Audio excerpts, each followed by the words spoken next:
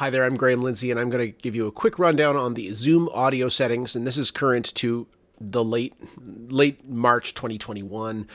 Zoom does change their settings often, so things may move around, but the concept will definitely hold true for at least a little while. So you have here, right here, the Zoom audio settings up. You go into there through the little up arrow next to the mute button in the lower left-hand corner of the Zoom window. This is typically how it's set up. The speaker and microphone, I'll let you set up yourself because everyone's setup is somewhat different. We always uncheck automatically adjust microphone volume because if sound is high or low in terms of volume, Zoom will try to generally make that sort of the standard, what they feel is the standard human speaking range. So if you're trying to play music, it's going to bring sound down a lot or up a lot and sort of compress it a lot, which is usually not how we want our music. If we are playing something quiet, it should sound like we're playing quietly. Under suppressed background noise, we want to keep that on low because if we leave it to auto, it might hear some kind of snare drum sound like and think, oh, someone's typing on their keyboard and pull those frequencies out or those sounds, and we don't want that. Under music and professional audio, we do want to check show in meeting option to enable original sound from microphone. That usually used to be hidden back probably beginning mid 2020 and up until a few months ago. That used to be put in the advanced settings. It's now in the main section of the audio. So you'll click show in meeting option to enable original sound, and you've seen might have seen this come on here. I'm going to uncheck and recheck this. Oops. Uncheck and recheck. So you can see up here, right here, there's the option to turn on original sound.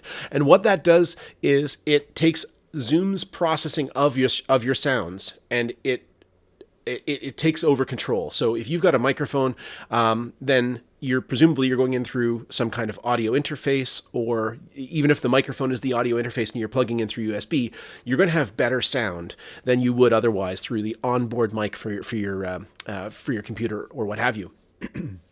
So you want to check show in meeting option to enable original sound.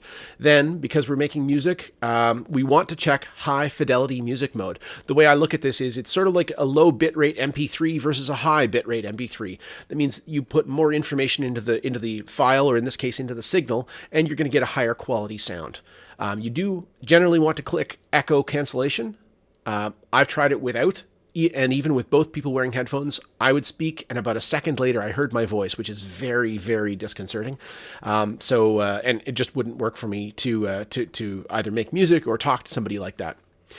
Stereo audio, this is a good one. If you have a single microphone like this, chances are it's just going to be a single audio line. So I could pan this, if I had an audio soundboard, I could pan this left or right.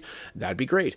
I don't, though. So I'm just going to use the one line of audio. If you do have something like a Yeti mic, it does allow for a stereo feed coming out of the one microphone through USB, or in some cases through two XLR cables.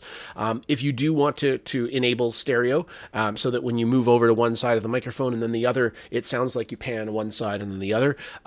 If you do want to do that, you definitely can.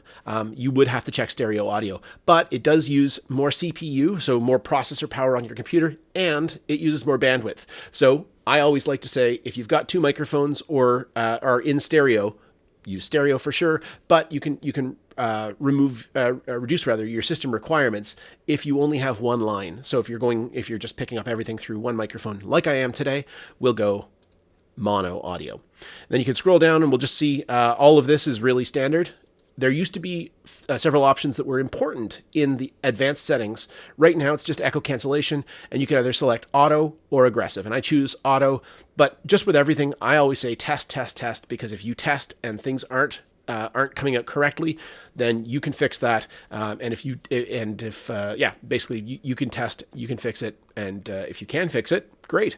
So just going over everything really quickly again, you'll uncheck automatically adjust microphone volume. I left it checked before. So you'll uncheck automatically adjust microphone volume. So it's going to leave your audio levels at the amount that you are feeding into Zoom.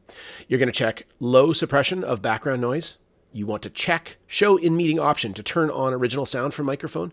You'll click High Fidelity Music Mode, Echo Cancellation. I turned it on. You can do what you feel, but for me, it didn't work to turn it off. Stereo, if you have stereo mics or two mics or anything, as long as they're panned so you can actually hear something different out of the left and the right headphone or speaker. And that's it. Okay, so you're now listening to the Zoom audio. You can see up here, turn on original sound is indicated. So that means original sound is not yet turned on. So I can click that button, and I will in a moment. But what I wanted to first explain is that Zoom prioritizes the audio over the sound of my voice over other sounds. But if another sound is happening, it'll say, "Oh, great! I can I will replicate that sound for you. I'll transmit it for you." Great.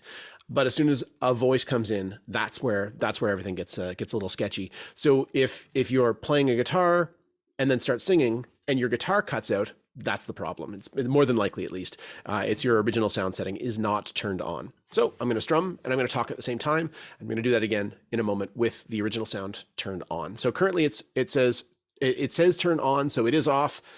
Eventually they will come up with a little checkbox that says original sound's on, and then you click it, and anyway, eventually, soon.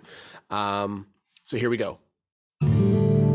And so I'm going to talk as well because it's going to take priority, I hope, over, otherwise it'll prove me completely wrong, but I suspect probably not. And Zoom is really good at cutting out other sounds. So you're probably not even hearing the open D chord that I can still hear somewhat loudly. And here we go.